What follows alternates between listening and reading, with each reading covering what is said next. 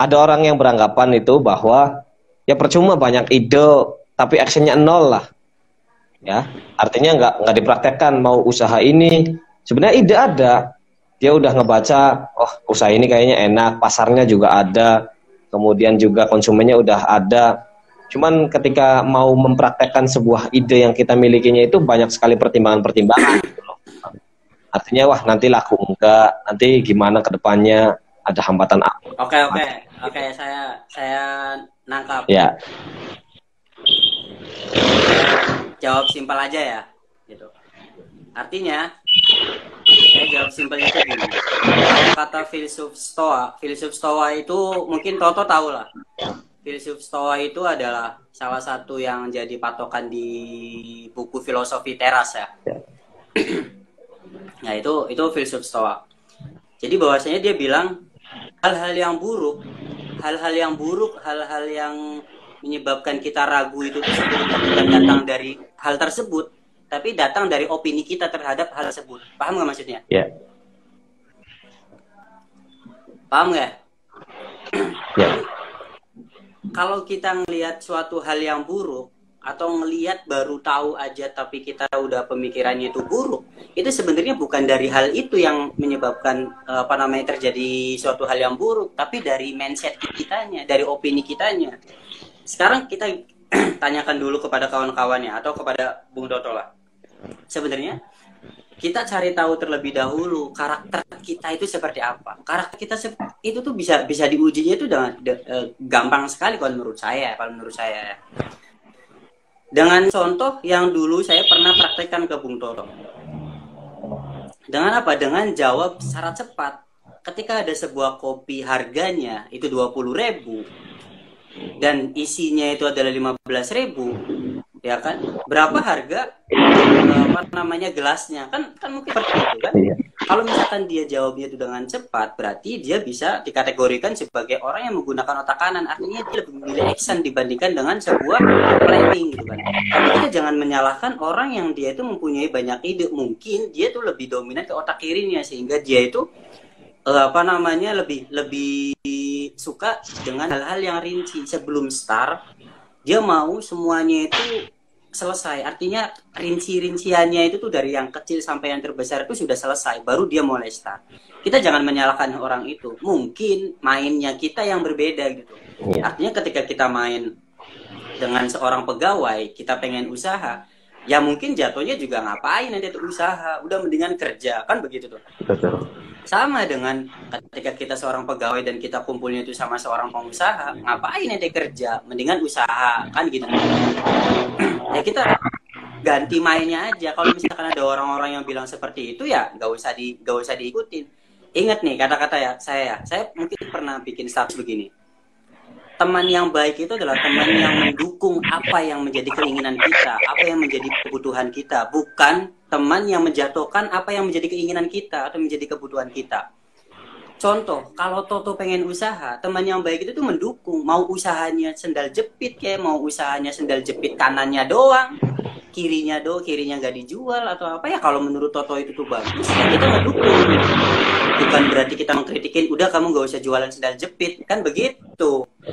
Ya, jadi kalau misalkan ada pemikiran-pemikiran yang seperti itu, ganti aja cara mainnya, pilihlah. Kita lebih selektif, nggak jadi masalah lah milih teman agar kita tuh ya tujuan yang kita ingin capai itu ya segera tercapai dengan dorongan teman-teman yang satu visi kan gitu tuh ya, walaupun beda misi kan ya. Mungkin itu sih Bung Toto ya.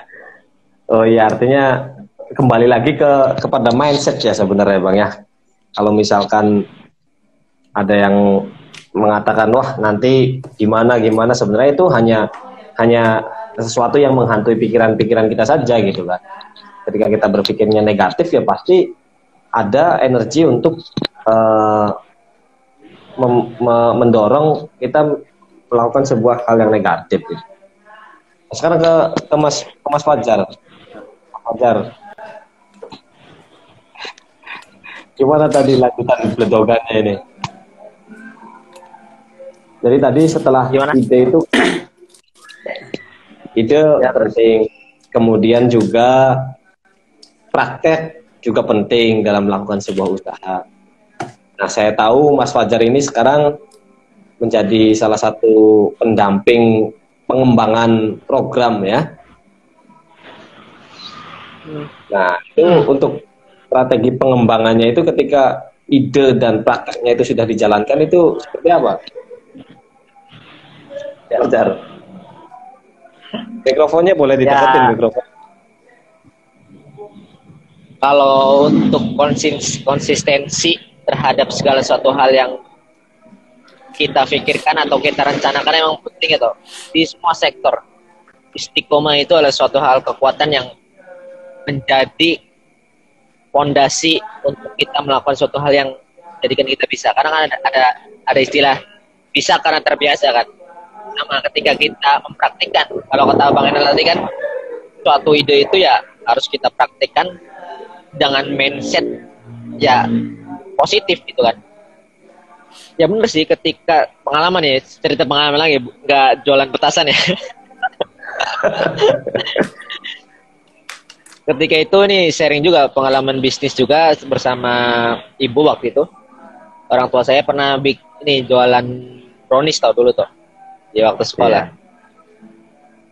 Awal-awal memang ketika itu produksi brownies yang kita produksi, saya sama orang tua produksi dan brownies itu awalnya apa ya, belum layak untuk dijual untuk awal-awal ya.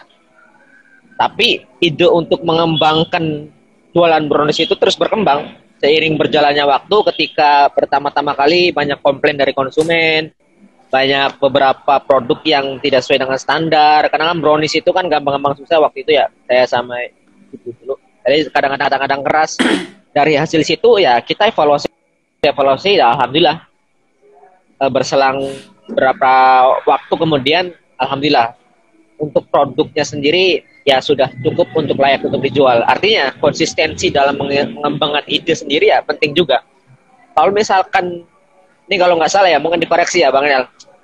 Dulu kalau nggak salah ada cerita, jadi ada Ferrari tahu ya.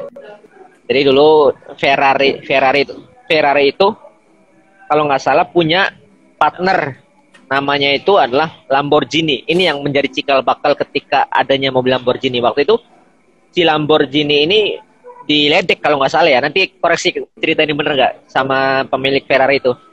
Karena si Lamborghini ini menghasilkan mesin untuk uap atau apa kalau nggak salah. Jadi nggak layak buat jadikan mobil gitu. Pada waktu itu ya.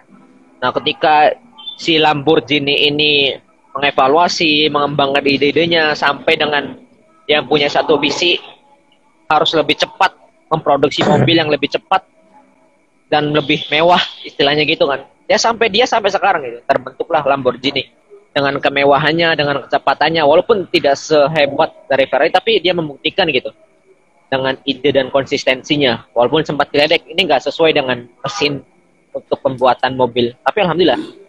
Nah, itu diceritakan dalam buku. Ada buku yang namanya Napoleon Hill. Jadi Napoleon Hill ini menceritakan tentang bagaimana step-step untuk berpikir dan menjadi kaya. Jadi buku ini tentang riset selama 25 tahun. Si Napoleon Hill ini meriset orang-orang sukses dan orang-orang gagal.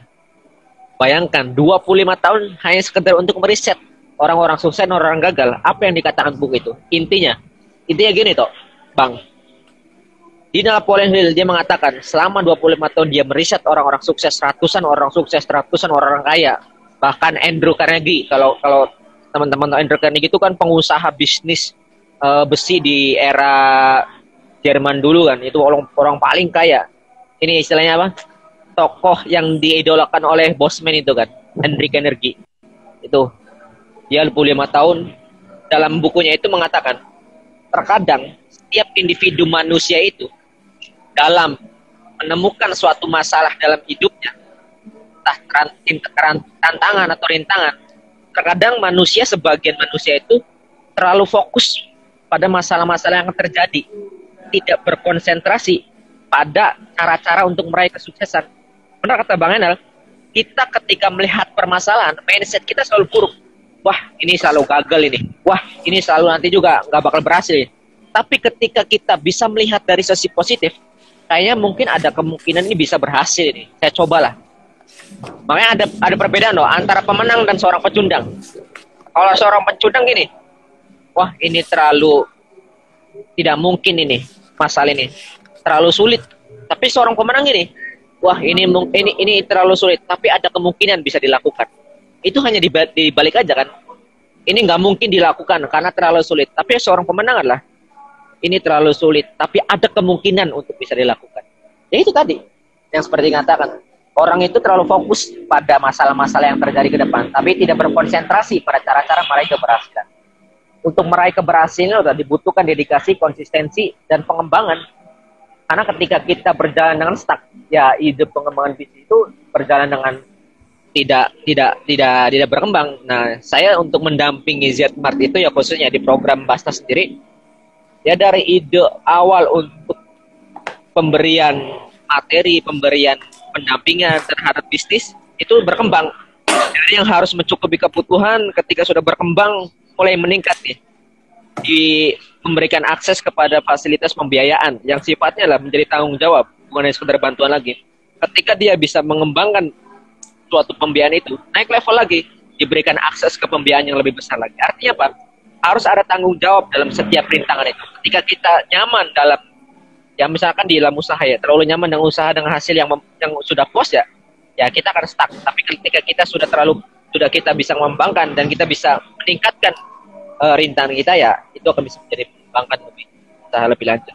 Gitu, kurang lebih tuh. Oke, berarti terkait konsistensi kalau bahasa Bang Enalnya sih harus istiqomah ya, Jar ya.